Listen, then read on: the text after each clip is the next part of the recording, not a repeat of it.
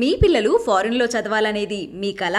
మీ కలను నిజం చేసే ఏకైక సంస్థ విదేశ్ కన్సల్ట్స్. కురిసినటువంటి అధిక వర్షం వల్ల ఎవరైతే ఇక్కడ ఆరబెట్టుకున్నారో ఈ స్కూల్ గ్రౌండ్ లో ధాన్యం సబ్మర్జ్ అయింది, మునిగింది.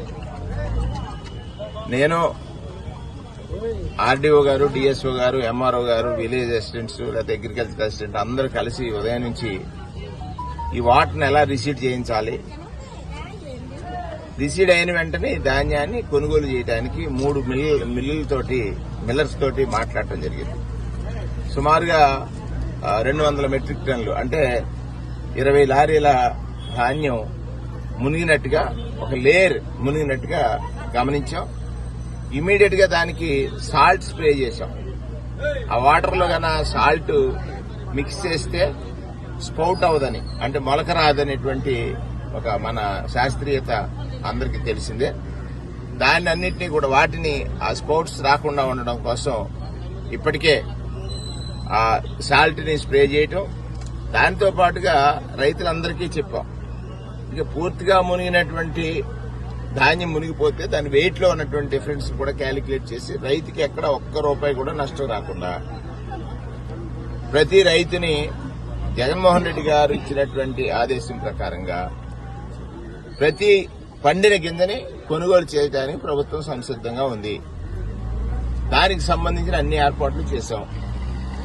నిన్న ఉదయం నుంచి కూడా అధికారులందరూ కూడా ఎక్కడైతే ధాన్యం రాసులు ఉన్నాయో, ఎక్కడైతే మునగడానికి ఆస్కారం ఉందో ప్రతి అంశాన్ని కూడా పరిశీలించి మిల్లర్స్ తో ఎప్పటికప్పుడు చర్చించి ఇమీడియట్ గా ఇక్కడ షిఫ్ట్ చేసినటువంటి ధాన్యం దిగుమతి చేసుకునే విధంగా వారందరికీ కూడా ఇన్స్ట్రక్షన్స్ కూడా ఇవ్వడం జరిగింది. తుఫాన్ కారణంగా పడుతున్నటువంటి అధిక వర్షాల నుంచి రైతులను ఆదుకోవడం కోసం ఉదయం నుంచి ఎక్కడైతే రైతులు పంట పండిన తర్వాత కోత కోసి ఎండబెట్టుకున్నారో ఆ ప్రాంతాల్లో వాటర్ లాగిన్ అయినటువంటి విషయాన్ని పామర్లు గమనించాం.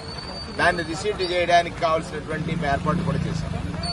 దీంతో పాటుగా జిల్లా కలెక్టర్ హిమాంశు శుక్లా గారు ఒక మంచి నిర్ణయం చేసి ఎక్కడైతే ఈ గాలికి పడిపోయినటువంటి చేలు కుళ్ళిపోకుండా ఉండటం కోసం డ్రైన్ బ్లాక్స్ ఎక్కడైతే ఉన్నాయో, అంటే వాటర్ రిసీడ్ అవడానికి అడ్డుగా డ్రైనేజ్ సరిగ్గా లేకపోతే దాన్ని ఉపాధి హామీ కూలీలతోటి క్లియర్ చేయించడం, అవసరమైతే ఆయిల్ ఇంజిన్స్ పెట్టి వాటర్ ని బైలోట్ చేయటం, పడిపోయినటువంటి ఆ ధాన్యం వరిచేల్ని ఎలా రక్షించాలనేటువంటిది ఒక వినూత్నమైనటువంటి ప్రయత్నం చేశారు. దానిలో భాగంగానే ఇవాళ ఈ డ్రైన్ అంతా క్లీన్ చేశారు.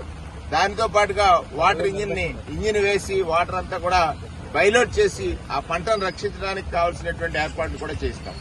ఉదయం నుంచి నాతో పాటుగా ఆర్డీఓ గారు, ఎంఆర్ఓ గారు, అగ్రికల్చర్ అసిస్టెంట్స్, ఇది ఇవాళ రైతులు గమనించాల్సినటువంటి అంశం. ఎందుచేతనంటే గతంలో ఈ వ్యవస్థ లేదు.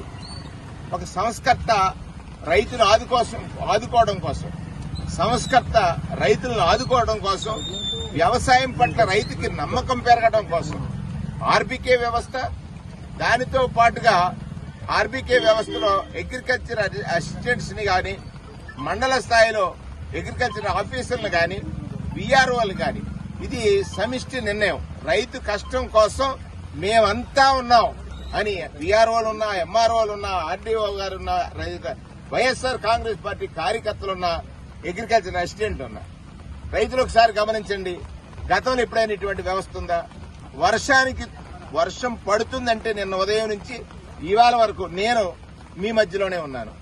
మీకోసం తడిసినటువంటి ధాన్యాన్ని ఎలా కొనుగోలు చేయించాలి, ప్రతి మిల్లర్కి ఆదేశాలు ఇచ్చారు అధికారులు. ఎప్పటికప్పుడు ట్రాన్స్పోర్ట్ గాని, వర్షం తగ్గిన మరుక్షణమే ధాన్యాన్ని సేకరించి మిల్లుకు పంపించి రైతుకి ఎక్కడ నష్టం కలగకుండా, అవసరమైతే మిల్లర్స్ దగ్గర ఎంఆర్ఓల్ని అక్కడ ఉంచి ఈ మాయిశ్చర్ కంటెంట్ మీద ఎక్కడైనా మిల్లరు రైతుకి ఒక సమన్వయం కనుక లోపిస్తే దాన్ని కూడా సరిదిద్దడానికి చేస్తున్నటువంటి పని.